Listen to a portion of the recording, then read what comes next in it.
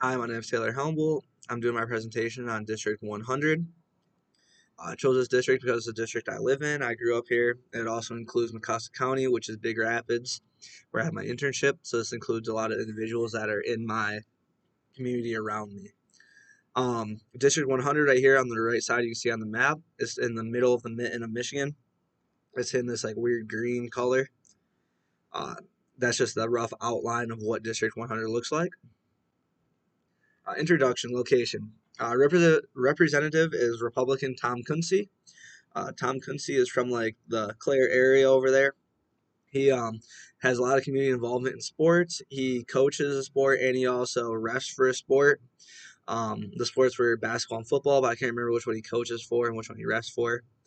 Um, Tom Kunze is involved in the Republican vice chair for House Ethics. Demographic. The population for this area is 91,000 people. Um, Income and education, the annual house income is 52,000. So this is home income, so it's everybody in the house, not just one individual. Um, and then they also had a district move. So District 100 used to be over in like the Ludington, Manistee area, and now since then, District 100 has moved to where it is today, where it includes Osceola, Mecosta, Lake County, in that area there, which are like Tustin, Leroy, Clare, Reed City, Big Rapids, those towns. Political issues. Farming support for small farmers. This district, District 100, is a district that has a lot of rural areas. So there are a lot of farms, even in the Big Rapids area. Once you get out of like the downtown area, there are a lot of farms outside of it. Rural healthcare access to mental and physical care can be an issue in this area.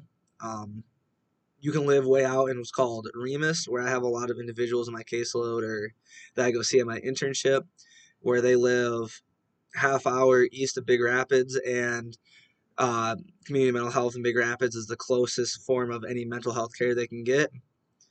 Um, for physical care, they can go to Everett, but it's not the same as going to Big Rapids, and it's still, it's still a drive for them to get there, so that's an issue of how far they have to travel. Economic development, creating jobs is an issue in this area.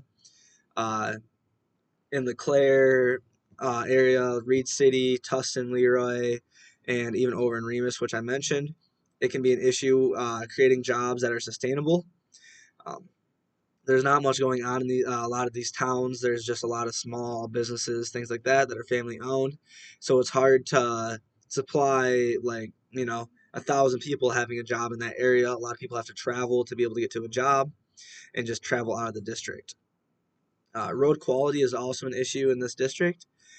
There are a lot of unpaved roads, which is an issue when it becomes, wintertime and we're having heavy rain. It'll create chatter bumps, potholes, and just overall washout in the road. Uh, Wintertime can be an issue because the roads might not be plowed yet, which can prevent your transportation to be able to get to things such as mental and physical care or even your job. Social issues. Housing and homelessness is an issue in this area. Homelessness primarily in Big Rapids because they have more resources than what living in a rural community would. Big Rapids has the homeless shelter, which I think currently has a wait list to get in to actually stay in the homeless shelter. And housing costs can be a big issue. A lot of people living in the rural area are like below poverty, or in poverty, I mean. So this is an issue because they're having to pay for housing, which then also makes them not be able to afford other things in life. A lot of times, which can be transportation and or like their light bill or their water bill. Crime and safety, time of the year can depend on this. So Big Rapids is a college town. Obviously, we have fairs here in Big Rapids.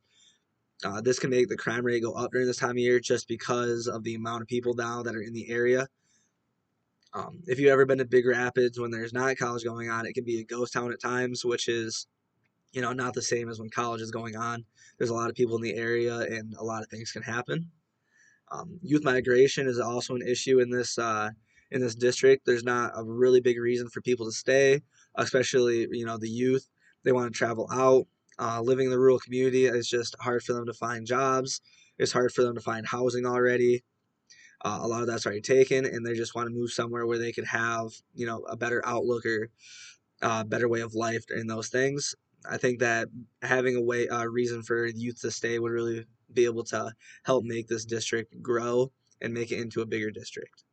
Thank you for listening to my presentation.